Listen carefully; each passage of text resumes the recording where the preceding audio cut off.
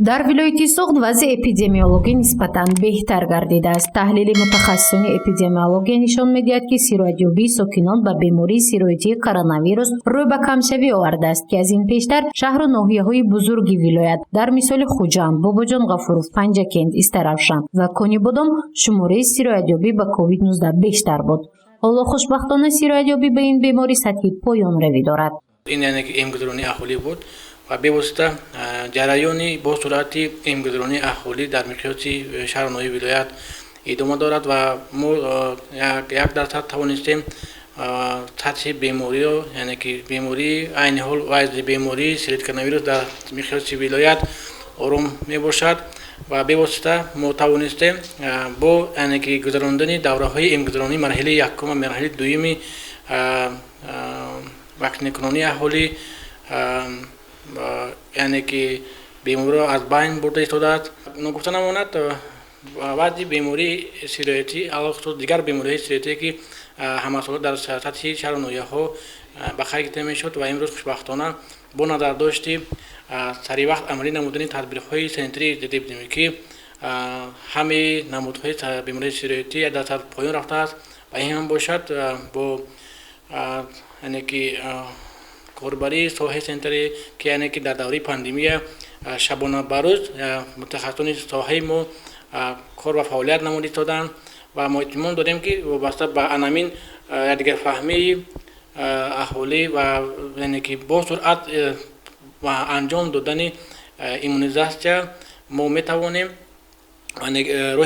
راهی پیشی این بیماری را در سطح شهر ناحیه گیریم و در آینده نیز هم این بیماری را از بین بریم. سبب پس‌شوی سیرویدیابی به کرونا ویروس را متخصصان با واکسیناسیون فرا گرفته شدن اهالی ولایت سوخت می‌دانند که آن با مرام جریان دارد. واکسیناسیون اهالی ولایت در دهه دوم ماه اپریل آغاز گردیده. امروز با 3 نمودی وای واکسن استرازینیکا استحصال کشوری هندوستان، مدرنا و سینوواک ادامه دارد. از روی تحلیل‌های متخصصان مؤسسه دولتی مرکز جمهوری ایمونوپروفیلاکتیکا در ولایت سوخت حالا نزدیک به 60,000 یا خود بیش از 31% اهالی ولایت از واکسیناسیون گذشتند.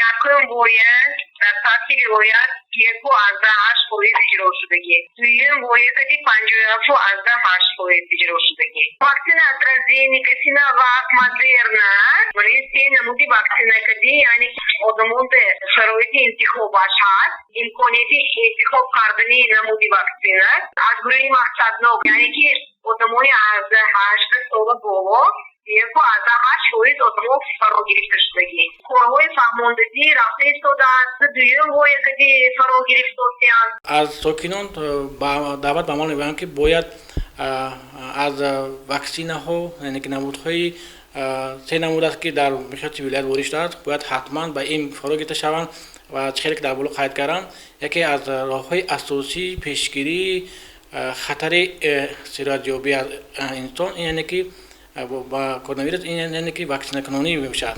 متخصصان اپیدمیولوژ بر آن نظرند که هرچند وضع سیرویت به کرونا ویروس خوبتر گردیده است اما رژه نقابی هنوز جاری است ولی مشاهده میشد که مردم در موضع‌های سیر آدم بی نقاب می‌گردند. از این رو اپیدمیولوژها از ساکنان قطعاً طلب می‌کنند که نقاب بر نمایند زیرا در عکس حال اوج گرفتن دیگر باره کرونا ویروس موجود است. تا امروز در ما مشاهده می‌گردد که رژه نقابی البته جای فاصله اجتماعی عموما و استفاده سببناک موادهای آنتیسپتیکی البته از نظر ساکنان دور مانده است و ما باید یعنی که این طلبات‌های سنتر اپیدمیولوژی تا حال یعنی که باید در عمل تطبیق کرده شود و ما درخواست میکنیم که تا امروز یعنی که چطوری که در بالا ذکر کردم وضعیت آرام باشه ما باید در آینده نیز باید جریان پیشگیری بیماری را باید با استفاده بری انامین باید از مد نظر دور نمانیم.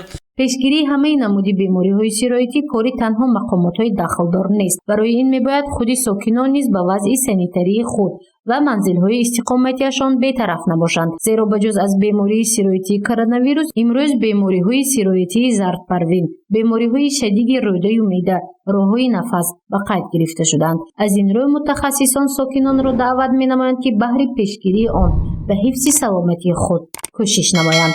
зурши мафнушкуру ва наимҷон аюбов барои барномаи иттилоотии хабар.